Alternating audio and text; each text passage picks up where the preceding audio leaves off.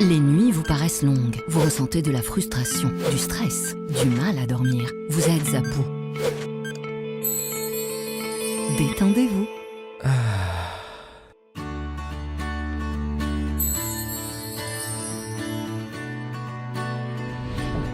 Réduction du temps d'endormissement, diminution des réveils nocturnes, relaxation. Une bonne nuit, ce n'est plus un rêve. Ce produit est un complément alimentaire sans dépendance disponible en pharmacie. N'hésitez pas à demander conseil à votre pharmacien. Mérinal, notre priorité, la qualité.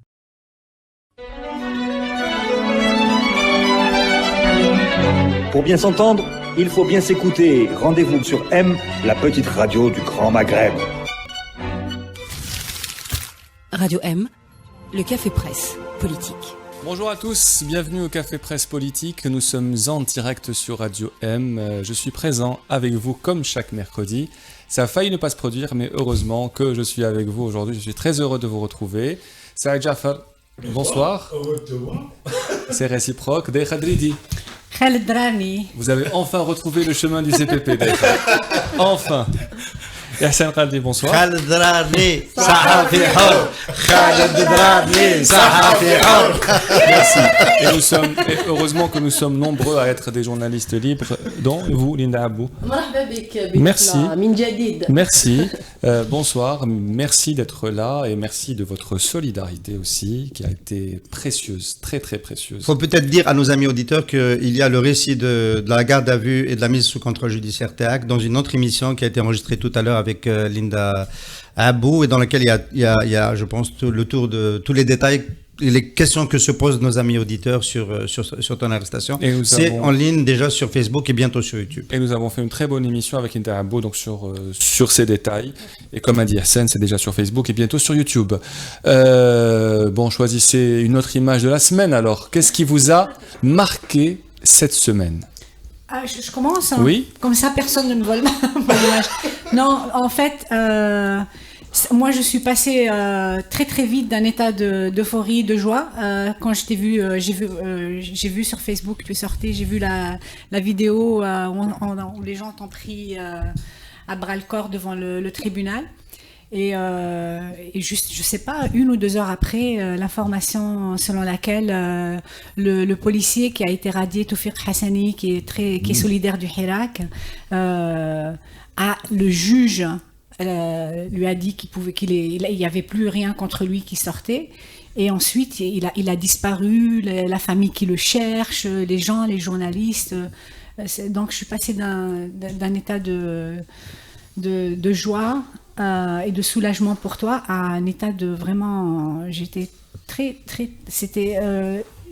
ça m'a vraiment inquiété, ça m'a rappelé entre les deux il y avait déjà les 2 mandats de dépôt de Hmetouch et de Samir Belarbi qui nous avaient douchés déjà. Non, c'est vrai effectivement. Ce sont 2 mandats de dépôt qui sont très graves et qui nous sont tous tombés comme un coup près, mais qui sont de loin moins graves que l'enlèvement dont a subi Toufiq Hassani, qui est justifié par les autorités, par un mandat d'amener par le tribunal de Chlif, parce que moi j'ai passé 3 nuits avec Samir Belarbi, Toufiq Hassani et Semen Hmetouch, et il a déjà d'autres affaires. Il a une affaire à Tieret où il a été frappé par la police, il a une affaire à Alger où il a été frappé par la police, à Oran et à Mostaganem où il n'a pas été frappé par la police. Donc il a déjà 3 affaires en justice, et donc ils ont attendu sa sortie du tribunal où il a été condamné à 3 mois de prison ferme, mais la juge a décidé de ne pas appliquer l'emprisonnement et il est donc enlevé sur la base d'un mandat d'amener, alors que ça peut se produire avec une convocation et pas de cette manière qui est totalement indigne de l'Algérie d'aujourd'hui,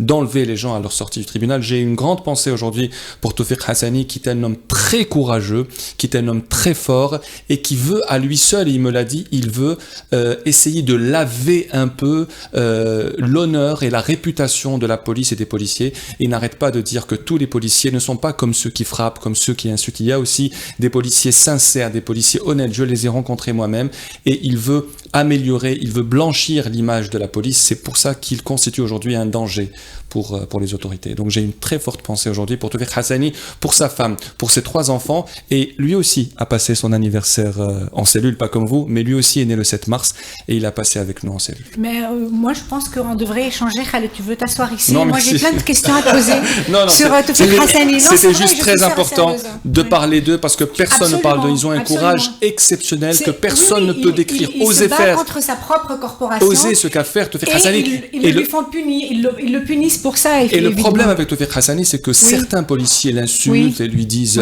voilà, tu nous as sali, mais la majorité des policiers que j'ai vus de mes propres yeux, dans tous les commissariats où on est passé, ils sont bienveillants, admiratifs de lui. Et il appelle collègue. De son courage. Et lui, à chaque fois, je lui dis, t'as vu, il t'a dit collègue, c'est qu'ils sont fiers de toi. Et tous les policiers là-bas, au commissariat, au tribunal, dans la rue, wesh collègue, ils sont fiers de lui parce que c'est aussi leur combat. Et ça, c'est très important. Ah, c'est très bien ça. Ouais. Merci de nous dire ça. Ça, c'est un détail important. Toufik Hassani est né le 7 mars comme 1979. Voilà. J'allais dire, mais personne ne sait si c'est la même date que Linda Abou, mais bon là. Il te dépasse de combien d'années, Linda Toufik Hassani? Quelques années. Je suis né en 90, j'ai pas de 30 ans. Ah, ça va, 11 ans quand même. J'ai fait mes 30 ans. Ça est, votre image. Cette journée s'est terminée par un rassemblement des avocats qui ont dénoncé un dépassement des procédures judiciaires, etc. Et Maître Bouchachi a utilisé un mot qu'il a appelé تغول المصالح الأمنية على العدالة. Il y a des collègues qui m'ont demandé comment traduire ça en français. L'emprise. Tu peux le traduire comme emprise, comme empiètement, mais ça ne rend pas réellement le sens. Parce que taroul, il y a le mot roule, il y a le mot roule, c'est-à-dire quelque chose. Et donc, je peux suggérer, puisqu'on peut se permettre, la langue française n'est pas à nous, mais on peut se permettre. Donc, au lieu de dire emprise, on peut dire agression. C'est une agression. La justice algérienne est en train de subir une agression. On apprend aussi des mots au CPP. On apprend aussi des mots au CPP. On apprend, voilà. On a bien entendu, c'est O. C'est agression. Agression. Ogre, parce que roule, ça vient de roule. Et donc on prend ogre et on dit agression. Merci. Saïd, c'est toi qui a inventé vendredi et tu viens d'inventer agression. Merci beaucoup. Linda Abou, qu'est-ce qui vous a marqué cette semaine? La semaine, en fait, c'est aussi un sentiment, comme Day Khadri dit. Mais moi, je suis passée d'un sentiment. On était tous contents pour ta libération, même si c'était sous contrôle judiciaire, mais quand même, on était contents de te voir libre. Mais après, pour Samir Belarbi et Slimane Khmetouch, j'étais triste. Mais je suis restée pour le procès de Toufik Hassani. Et je suis sortie avec sa famille, les autres journalistes et les avocats. On l'attendait dehors, à côté du tribunal de Sidi Mohamed. Et après 20 minutes, 30 minutes, le dispositif sécuritaire qui était autour du tribunal s'est déplacé. Ils sont partis, tous les policiers sont partis. On s'est retrouvés seuls. On avait compris que Toufik Hassani n'est plus là. Ils l'ont déplacé vers Cavignac. Peut-être que c'est un truc... de procédure, mais les avocats Kalolna non, normalement il sort du tribunal de Sidi Mohamed, c'est ça la procédure. Et là j'ai eu le sentiment de la peur. Parce que sa famille l'appelait, il n'y a pas de réponse, on l'a cherché partout, dans les ruelles, on s'est dit peut-être qu'ils l'ont éloigné juste pour éviter un rassemblement de soutien, mais on l'avait pas trouvé. Et c'est un cumul de sentiments, le sentiment t'as la peur, vraiment. Ça a continué jusqu'à aujourd'hui, lors du verdict de Karim Tabou, où on a su quelques minutes avant le verdict que le fourgon de police ou de la gendarmerie, je ne sais pas, qu'il avait transporté de la prison à Sidi Mohamed avait fait un accident. Donc tous les scénarios sont passés par ma tête et j'avais très très peur. Voilà. La première partie est presque terminée, on n'est que dans les images de la semaine, ça veut dire qu'on est vraiment... C'est une semaine spéciale. Spéciale. Hassan, qu'est-ce qui vous a marqué cette semaine? Plus rapide? Pas plus concis. D'accord. C'est un remerciement que je veux adresser à Day Khadri et à Linda Abou qui m'ont offert ma plus forte émotion depuis que Radio Am a été lancé. Cette semaine, en interviewant des mamans et l'épouses de disparus.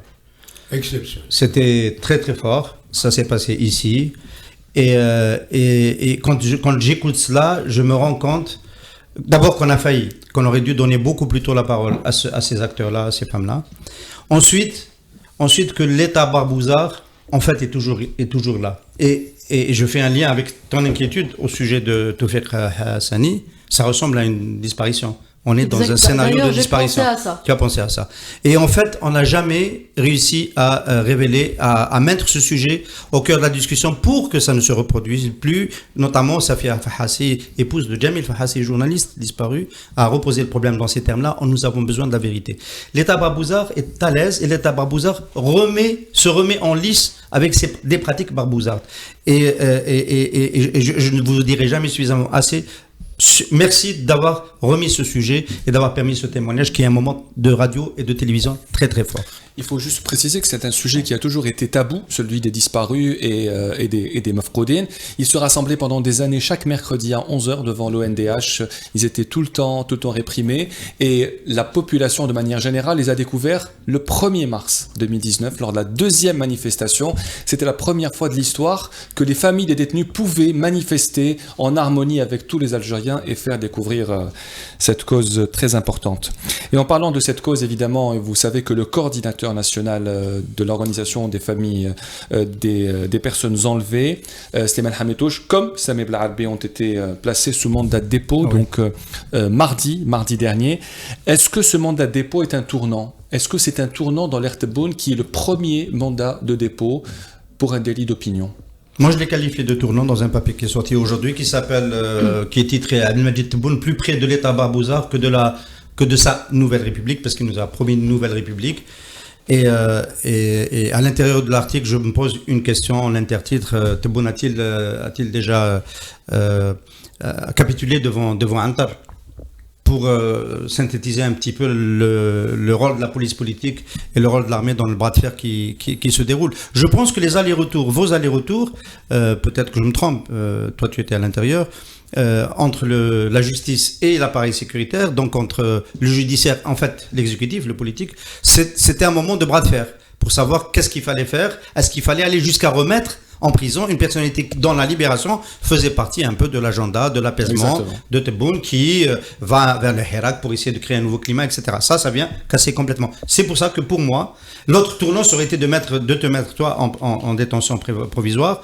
Ça touche le journalisme, ça touche la liberté d'expression, etc.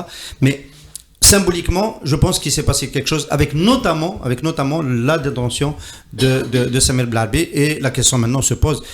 Est-ce que Tebboune ne va pas plutôt mettre au diapason son discours, parce qu'il veut avoir un discours apaisant, mais la pratique, elle va dans l'autre sens, et maintenant, le hiatus n'est plus soutenable. Saïd Jafar, Slimane Hamidouche et Samir Blarbi, mandat de dépôt, est-ce que vous pensez aussi que c'est un tournant? C'est les premiers mandats de dépôt de l'ère Tebboune, comment est-ce qu'on peut l'expliquer? Je reprends ce qu'a dit la maître Bouchachi. Taraoul. Parce que, qu'est-ce que ça veut dire? Il y a une emprise, c'est-à-dire actuellement, on est dans un moment politique où ils ont mis, il y a un président qui en place, qui est censé donner un cap politique, et c'est les sécuritaires qui sont en train de gérer, de faire de la politique. C'est-à-dire, le Hirak ne trouve pas, parce qu'il y a des gens qui disent que le Hirak n'offre rien. Le Hirak demande tout de suite les libertés. C'est clair. Ça se négocie pas. Il y a rien. Le droit de manifester, le droit de s'exprimer, ne pas se faire arrêter pour rien, pour avoir couvert. Ça, c'est des choses où on n'est pas dans la négociation. Ça se négocie pas. Or, on est toujours dans une gestion sécuritaire, et donc, à mon avis, il y a un vrai problème. Moi, je pense qu'il y a une nouvelle logique de répression. Parce que quand même, on a vu des trucs. On a vu la relaxe de Fodel Boumela, de Samir Blarbi, puis maintenant, on voit le mandat de dépôt contre Samir Blarbi, contre le judiciaire pour un journaliste qui est en train de travailler sur le terrain, la condamnation de Karim Tabou aujourd'hui. On s'est tous dit qu'après la relaxe de Fodel Boumela et de Samir Blarbi, ils vont relaxer aussi Karim Tabou, mais non, il a été condamné aujourd'hui à 1 an de prison ferme et une amende aussi.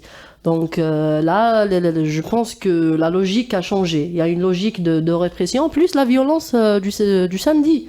Le 7 mars, des interpellations, on a vu plein de gens blessés. La façon comment ils ont interpellé les gens, c'était d'une manière vraiment musclée. Voilà, plus l'affaire Hassani et tout, je vais pas te redire ce qu'on avait dit au début de l'émission, mais il y a une nouvelle logique. Je pense que c'est une nouvelle feuille de route du système. Ils ont essayé un peu, et encore, je dis pas qu'il y a eu un apaisement, mais il y avait une tentative ou un semblant d'apaisement et ça n'a pas marché et c'est le retour à la répression. Est-ce que c'est un retour en arrière, les Khadridi? C'est clair, enfin je pense qu'il n'y a jamais eu vraiment d'avancée avec eux, il n'y a pas eu beaucoup de changements, mais je pense qu'il y a eu aussi une très grosse frayeur par rapport à devoir naître une nouvelle journée dans le Hirak avec les appels à manifester le samedi. Il faut rappeler que c'est les arrestations, elles se sont faites samedi, n'est-ce pas, ton arrestation, après avoir filmé l'arrestation hallucinante de Blarbi, où on a vu la population essayer de l'arracher, des femmes notamment, et les policiers l'emmener. C'était assez incroyable comme vidéo, et je pense que c'est ça qui t'a valu... C'était un fait, c'est la goutte qui a fait déborder le vase. Mais le fait que le premier samedi, moi je me souviens, c'était le samedi du 22 février. Les gens ont voulu marquer le 22, et donc ça a été assez aussi tendu parce qu'il y a eu un appel à monter à Al-Mouradia. Mais ensuite, le fait que les gens se mettent à vouloir en faire un troisième rendez-vous hebdomadaire, à mon avis, ça a dû je pense que c'est quelque chose qu'il faut prendre en considération. Les gens ont voulu. Donc c'est une question qui a été beaucoup posée à nos amis interpellés. Oui. Qui avez-vous suivi en allant à Rahma, enfin en attendant? Je pense je pense que c'est quelque chose qui est venu. La question du samedi. Comme le 22 février. C'est un sentiment. Il faut juste préciser que la question du samedi est aujourd'hui, c'est ce qui terrorise au plus les autorités. Et pendant les interrogatoires, la question qui revenait toujours: pourquoi tu étais là samedi? Pourquoi? Est-ce qu'il y a des indicateurs? Est-ce qu'il y a quelqu'un? On voulait nous faire dire que quelqu'un nous a obligés ou demandé de sortir le samedi, alors qu'il fallait juste leur expliquer une chose très simple. C'est que le 22 février 2020, le premier anniversaire est tombé un samedi. Donc les gens ont décidé de manifester ce samedi et après ils ont décidé de poursuivre le samedi. Ce n'est pas avant le 22 février qu'il y avait un projet de manifester ou de marcher le samedi. Le premier anniversaire est tombé un samedi et des gens ont vu ça dans le cadre du Tassaïd.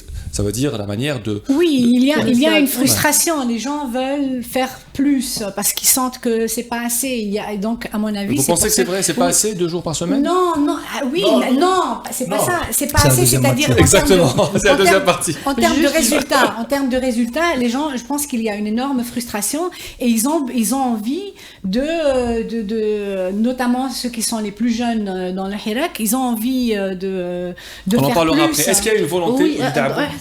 Khaled, juste, je voulais rajouter un truc par rapport au mandat dépôt de Samir Blarbi. Je pense aussi que c'est un message aux autres militants politiques, à Boumela, à Karim Taboussi après sa sortie le 25 mars prochain, Bourga, le procès de Bourga d'ailleurs c'est demain. C'est un message pour leur dire voilà, nous n'avons pas de problème à vous remettre et à réincarcérer une nouvelle fois. Donc c'est un message quelque part. Samir Blarbi sort avec il faut rappeler ça aussi. Qui lui avait posé au moment de la remise en liberté provisoire avant son arrestation bizarroïde. Donc interdiction de s'exprimer publiquement, de participer à des activités publiques. Donc voilà, c'est une sorte de bannissement civique qu'il impose alors que le pays veut rétablir les droits civiques. On a l'impression qu'il y a un retour sur les mesures d'apaisement aujourd'hui. Est-ce qu'on regrette les mesures d'apaisement ou s'il y a un changement de stratégie aujourd'hui? Alors, il faudrait savoir quels sont les acteurs derrière chaque série, chaque démarche. Les mesures d'apaisement, c'est ce que a tenté d'engager Abdelmajid Tebboune. Il faut toujours se rappeler de Soufiane Djilali, ressortant de la présidence et venant faire le compte-rendu de son entrevue avec le nouveau président, Cheikh Faisal Mentaoui, pour lui dire qu'effectivement, il y a une intention d'ouverture et qu'il y a des promesses de régulariser la situation au plus vite pour aller vers le chantier institutionnel de changement avec un climat apaisé. Déjà, moi je trouve que cet agenda a été très chahuté par les interférences de la police politique qui a fait que les procès ont été différés, au jour d'aujourd'hui, Fersaoui, il n'a toujours pas fixé. On n'a pas de date du procès de Abdelwahab Fersaoui, président de Raj. Donc on voit bien que il y a eu de la résistance. Et donc cet agenda qui était celui de Boun a été contrecarré par ceux qui ont opéré aux arrestations auparavant, qui ont tout fait pour que la justice aggrave les dossiers, qu'elle traîne pour les traiter, etc. Et aujourd'hui, on a un peu le sentiment que non seulement l'agenda a été ralenti, mais il a été inversé. Il a été inversé parce que, en fait, il y a une panique qui est en train de s'installer. Tout simplement, c'est celle du fait qu'il y a la persistance du mouvement. Il peut déborder sur une troisième journée. Les revendications sont toujours les mêmes. Et à mon avis, en cédant à cela, Tebboune prend le risque de totalement diluer son agenda politique. C'est-à-dire qui va parler du débat constitutionnel dans un climat comme ça? Qui va parler de la préparation des référendums? Ça va être extrêmement difficile parce que c'est le cycle d'avant le 12 décembre. T'as les arrestations, vous nous libérez, nos prisonniers, etc., qui va rester. Et donc on va aborder, soi-disant, le changement constitutionnel dans le même climat politique délétère avec lequel on a abordé les élections présidentielles. J'ai parlé d'une nouvelle feuille de route du pouvoir, mais aussi à une nouvelle feuille de route du Hirak qui a opté pour l'escalade Tassaïd et rajouté le samedi comme une nouvelle journée de marche, jour de semaine. Il parle même de dimanche, une journée où les femmes sortiront dorénavant tous les dimanches. Je ne sais pas où on va aller avec cette idée aussi. Mais je pense qu'il y a un autre changement, c'est que les premiers mois du Hirak, les manifestants al Hirak étaient dans l'action et le pouvoir était dans la réaction, et après c'est le Hirak qui était dans la réaction pendant longtemps aussi. Beaucoup d'observateurs disaient que le Hirak était en train de marcher, de réagir par rapport à l'agenda du pouvoir, et là aussi c'est le contraire. Cette répression, cette nouvelle logique est une réaction à l'escalade et au Hirak de samedi, je pense. Ce qui est en train de se passer montre que l'élection du 12 décembre n'a rien réglé.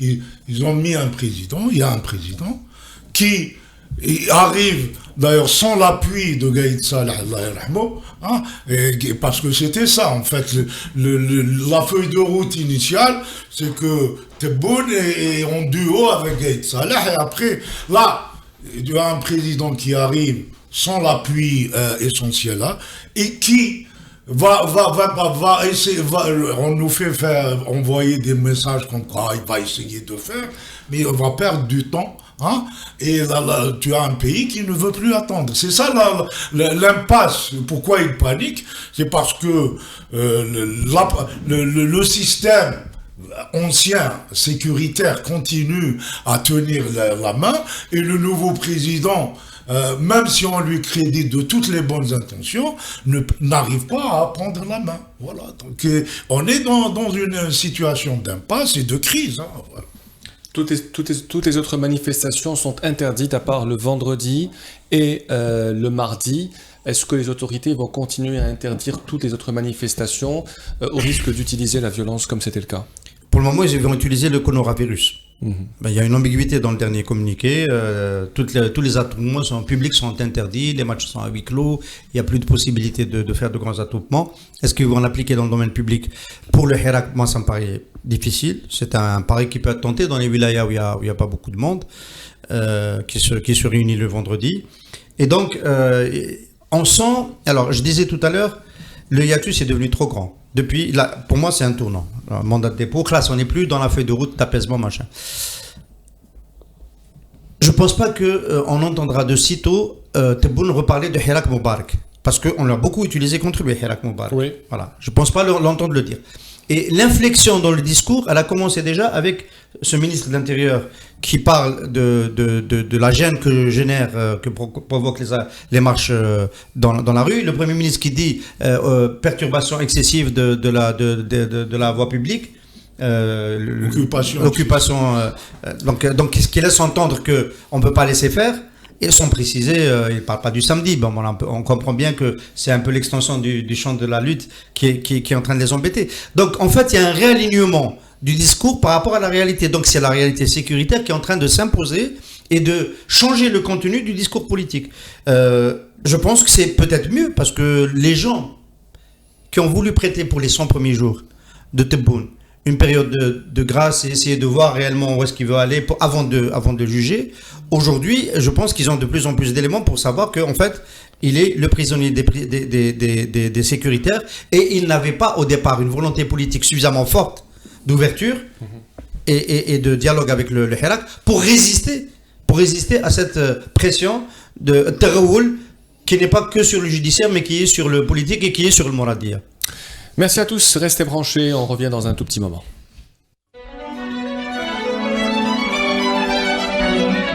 Pour bien s'entendre, il faut bien s'écouter. Rendez-vous sur M, la petite radio du Grand Maghreb.